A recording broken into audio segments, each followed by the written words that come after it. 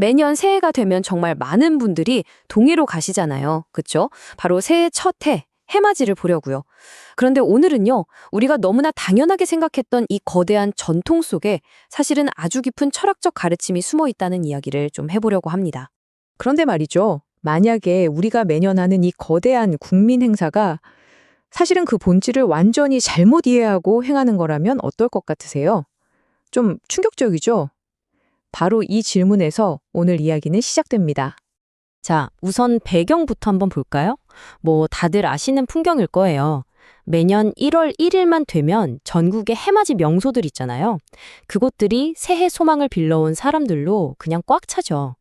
정말 익숙한 모습인데 바로 이 지점에서 오늘 소개해드릴 가르침은 우리가 전혀 생각지 못했던 아주 새로운 관점을 딱 제시합니다. 그게 뭐냐면요. 바로 이겁니다. 이 가르침에선 이렇게 말해요.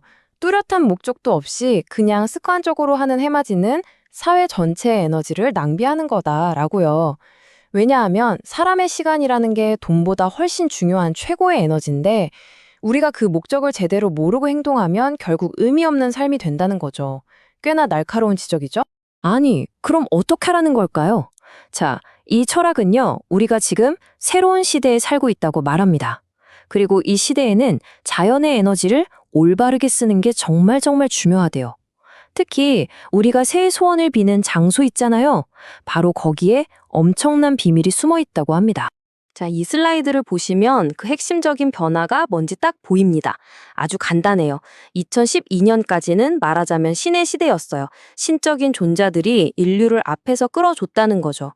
그런데 2013년부터는 완전히 달라져서 이제는 인간이 스스로 성장해서 세상을 이끌어가는 사람의 시대가 열렸다는 겁니다. 그럼 신들은 뭘 하냐? 이제는 우리 뒤에서 조용히 돕는 역할만 한다는 거예요. 바로 그렇기 때문에 이제는 우리가 자연의 에너지를 제대로 이해하고 써야 한다는 겁니다. 크게 두 가지로 나뉘는데요. 산은 양의 에너지예요. 뭔가 힘차게 이루고 힘을 쌓아올리는 데 도움을 주는 곳이죠. 반면에 바다는 음의 에너지입니다. 지혜나 통찰력을 얻어서 내 안에 있는 잠재력을 쫙 펼칠 수 있게 도와주는 그런 힘을 준다는 거예요. 느낌이 좀 다르죠? 그런데 여기서 정말 놀라운 숫자가 하나 나옵니다.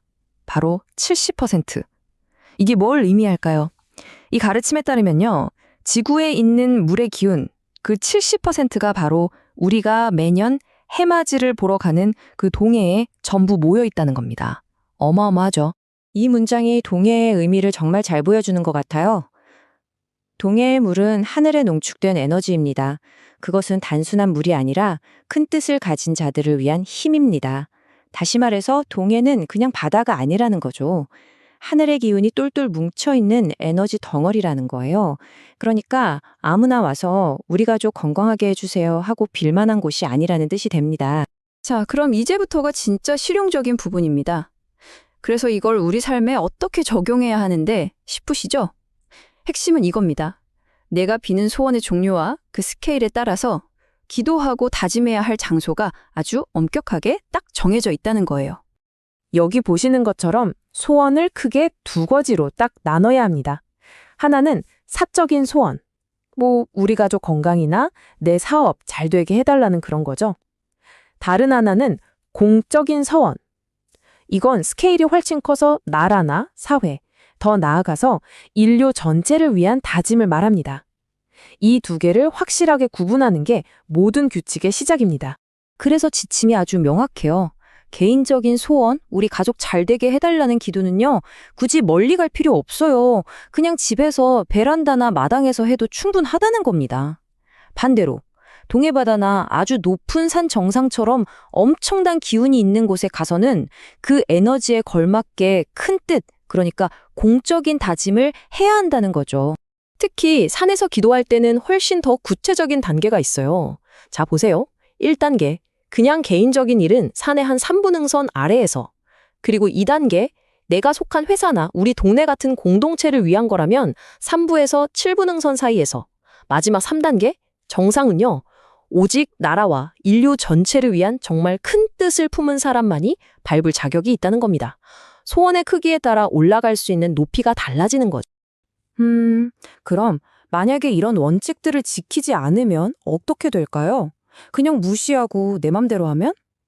이 가르침에서는요, 소원의 무게만큼 반드시 책임이 따르고 자연의 법칙에 따라서 아주 정확하게 그 결과가 돌아온다고 설명하고 있습니다. 특히 사회의 리더, 그러니까 공직자들에게는 3대 7의 법칙이라는 게 적용된다고 해요.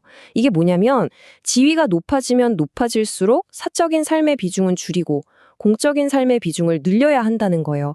예를 들어 국가 지도자 정도 되면 자기 인생의 70% 이상은 국민과 나라를 위해서 살아야만 그 자리에 앉을 자격이 있다는 거죠. 만약에 이 법칙을 어기면요? 이 가르침은 정말 단호하게 경고합니다. 이 새로운 시대에는 자격도 없는 사람이 욕심내서 그 자리에 앉으면 사람이 아니라 대자연이 직접 나선다고요. 그리고 0.1mm의 오차도 없이 아주 정확하게 그 대가를 치르게 만든다는 겁니다. 좀 무서운 말이죠. 자, 이제 이야기는 특정 세대로 넘어갑니다. 바로 지금 70대에 접어드신 분들이죠. 베이비 붐 세대에게 이 철학은 아주 특별한 사명이 있다고 강조하는데요. 이 새로운 시대의 진정한 어른으로서 반드시 완수해야 할 마지막 임무가 있다는 겁니다. 정말 열심히 일해서 우리나라의 성장을 이끌었던 바로 그 세대 분들이잖아요. 이제는 그분들이 평생 쌓아온 경험과 지혜를 더 이상 자신만을 위해서가 아니라 후배 세대와 우리 사회 전체를 위해서 올바르게 써야 할 때가 왔다는 겁니다. 이게 바로 이 시대의 어른으로서 짊어져야 할 마지막 책임이라는 거죠. 그리고 그분들 앞에는 딱 두 갈래의 길이 놓여 있다고 합니다. 하나는 후배들을 위해 헌신하면서 존경받는 어른으로 기억되는 의로운 길. 다른 하나는 끝까지 자기 욕심만 챙기다가 결국 하늘의 벌을 받고 고통스러운 말년을 보내게 되는 이기적인 길. 어떤 길을 갈지는 오롯이 그분들의 선택에 달렸다는 아주 엄중한 경고인 셈입니다. 자, 오늘 이렇게 새해 해맞이라는 아주 익숙한 우리 전통을 정말 완전히 다른 시각으로 한번 들여다봤습니다. 마지막으로 여러분께 이 질문을 한번 던져보면서 마무리하고 싶어요. 과연 전통이라는 것의 의미는 과거에 딱 고정되어 있어야만 하는 걸까요? 아니면 시대가 변함에 따라서 그 의미도 함께 진화하고 발전해야만 생명력을 계속 이어갈 수 있는 걸까요? 여러분의 생각은 어떤